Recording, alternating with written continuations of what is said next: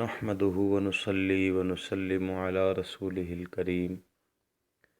اما بعد فاعوذ بالله من الشيطان الرجيم بسم الله الرحمن الرحيم الصلاة والسلام عليك يا رسول الله وعلى آلك واصحابك يا حبيب الله۔ معزز سامعین گرام، آج ہم سورہ احزاب کا 5واں رکوع شروع کرنے کی سعادت حاصل کر رہے ہیں۔ بسم اللہ الرحمن الرحیم۔ ان المسلمین والمسلمات والمؤمنین والمؤمنات والقانتین والقانتات والصادقین والصادقات والصابرین والصابرات والخاشعین والخاشعات والمتصدقین والمتصدقات والصائمین والصائمات والصائمین والصائمات والحافظین فروجهم والحافظات والذاکرین اللہ کثیرا والذاکرات اعد اللہ لهم مغفرۃ واجرا عظیما۔ یقیناً مسلمان مرد اور مسلمان عورتیں، مومن مرد اور مومن عورتیں، اور فرما بردار مرد اور فرما بردار عورتیں، اور ایمان میں مخلص مرد اور مخلص عورتیں، صبر کرنے والے مرد اور صبر کرنے والی عورتیں، اور خشوع کرنے والے مرد اور خشوع کرنے والے عورتیں، اور خیرات کرنے والے مرد اور خیرات کرنے والی عورتیں،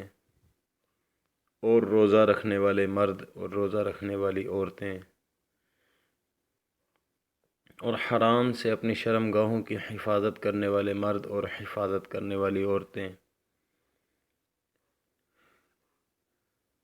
اور بکثرت ذکر کرنے والے اور ذکر کرنے والیاں،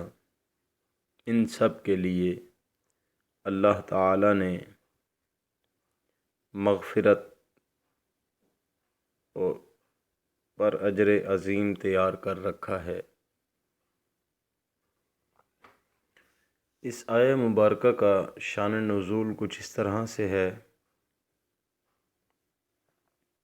حضرت ام سلمہ رضی اللہ تعالی عنہا اور دیگر بعض صحابیات نے کہا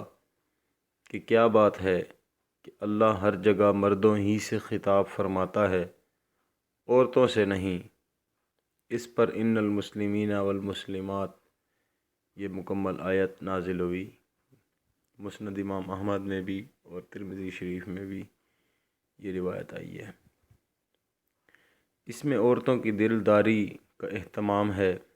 ورنہ تمام احکام میں مردوں کے ساتھ عورتیں بھی شامل ہیں، سوائے ان مخصوص احکام کے جو صرف عورتوں کے لیے ہیں۔ اس آیت اور دیگر آیات سے معلوم ہوتا ہے کہ عبادت اور اطاعت الہی اور اخروی درجات اور فضائل میں مردوں اور عورتوں کے درمیان کوئی تفریق نہیں ہے، دونوں کے لیے یکساں طور پر میدان کھلا ہوا ہے، جنس کی بنیاد پر اس میں کمی بیشی نہیں کی جائے گی۔ علاوہ ازیں مسلمان اور مومن کا الگ الگ ذکر کرنے سے واضح ہے کہ ان دونوں میں فرق ہے۔ ایمان کا درجہ اسلام سے بڑھ کر ہے، جیسا کہ قرآن و حدیث کے دیگر دلائل بھی اس بات پر دلالت کرتے ہیں۔ وَمَا كَانَ لِمُؤْمِنٍ وَلَا مُؤْمِنَةٍ إِذَا قَضَى اللَّهُ وَرَسُولُهُ أَمْرًا أَن يَكُونَ لَهُمُ الْخِيَرَةُ مِنْ أَمْرِهِمْ وَمَن يَعْصِ اللَّهَ وَرَسُولَهُ فَقَدْ ضَلَّ ضَلَالًا مُبِينًا۔ کسی مومن مرد اور مومن عورت کو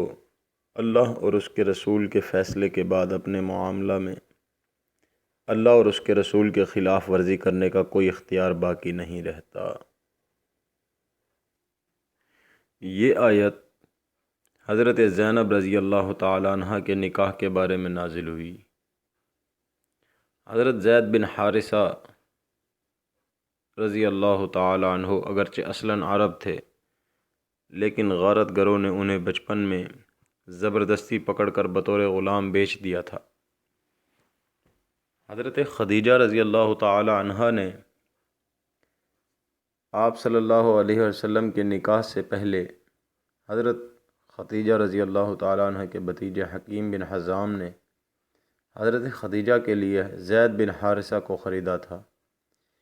اور آپ صلی اللہ علیہ وآلہ وسلم سے نکاح کے بعد حضرت خدیجہ نے آپ صلی اللہ علیہ وآلہ وسلم کو ہبہ کر دیا تھا۔ آپ صلی اللہ علیہ وآلہ وسلم نے زید بن حارثہ پر یہ احسان کیا کہ ان کو آزاد کر دیا، اور آزاد کرنے کے بعد ان کو یہ شرف بخشا کہ عرب کے عام رواج کے مطابق ان کو اپنا متبنہ بنا لیا، یعنی منہ بولا بیٹا بنا لیا، اور ان کی پرورش و تربیت فرمائی۔ لوگ ان کو زید بن محمد کے نام سے پکارتے تھے۔ قرآن کریم نے اس کو جاہلیت کی رسم قرار دے کر ممانعت کر دی اور حکم فرما دیا کہ اس کے اصل باپ کی طرف نسبت کر کے پکارا جائے، ادعوہم لآبائہم۔ اس حکم کے نازل ہونے کے بعد صحابہ نے ان کو زید بن محمد کے بجائے زید بن حارثہ کہنا شروع کر دیا۔ زید بن حارثہ جب جوان ہوئے تو رسول اللہ صلی اللہ علیہ وآلہ وسلم نے ان کے نکاح کے لیے اپنی پھوپھی زاد بہن زینب بنت جحش کا انتخاب فرمایا کر پیغام نکاح دیا۔ حضرت زید بن حارثہ کے دامن میں چونکہ غلامی کا دھبا لگا ہوا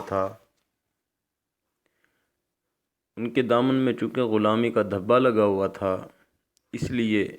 کہ آزاد کردہ غلام تھے، حضرت زینب اور ان کے بھائی عبداللہ بن جحش نے اس رشتہ سے انکار کر دیا کہ ہم باعتبار خاندان اور نسب کے ان سے افضل ہیں۔ اس واقعہ پر مذکورہ آیت نازل ہوئی۔ اس آیت کو جب حضرت زینب رضی اللہ تعالی عنہا اور ان کے بھائی نے سنا تو نکاح پر راضی ہو گئے، چنانچہ نکاح کر دیا گیا۔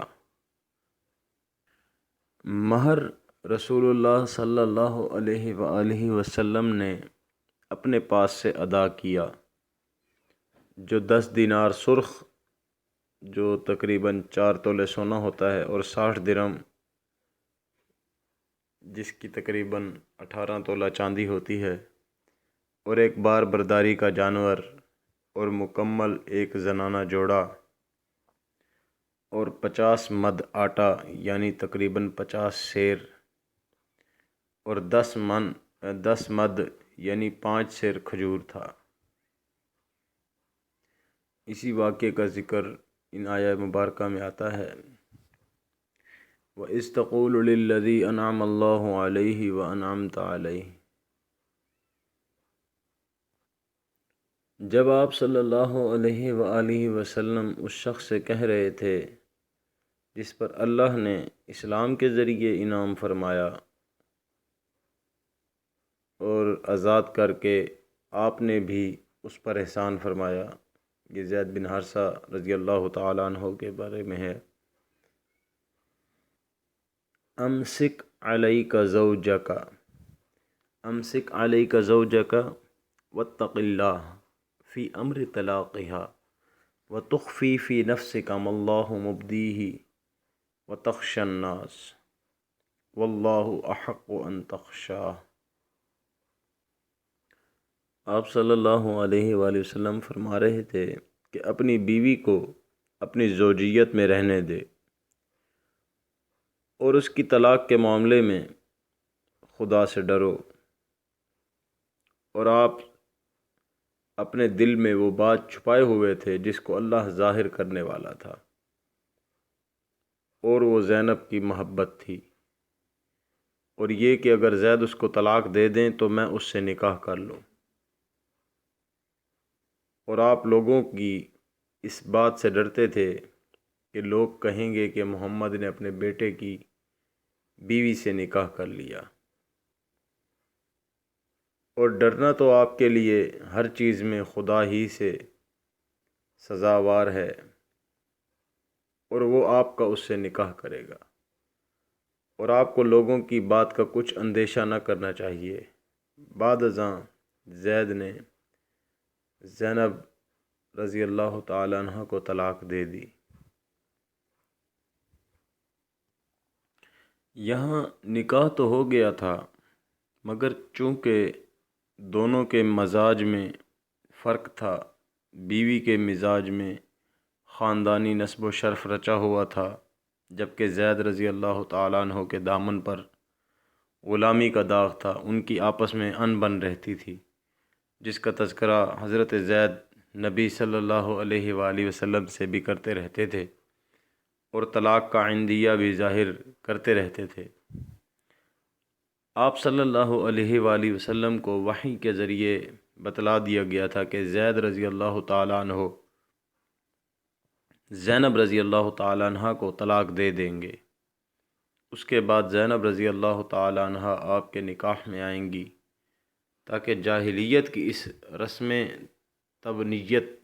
پر ایک کاری ضرب لگا کر واضح کر دیا جائے کہ متبنہ احکام شرعیہ میں حقیقی بیٹے کی طرح نہیں، اور اس کی مطلقہ سے نکاح جائز ہے۔ لیکن نبی اکرم صلی اللہ علیہ وآلہ وسلم ان کو طلاق سے بعض مصالح کی وجہ سے روکتے اور نباہ کی تلقین فرماتے۔ حضرت زید پر اللہ کا یہ انعام تھا کہ انہیں قبول اسلام کی توفیق دی، اور نبی اکرم صلی اللہ علیہ وآلہ وسلم کا یہ احسان تھا کہ آپ نے ان کی دینی تربیت فرمائی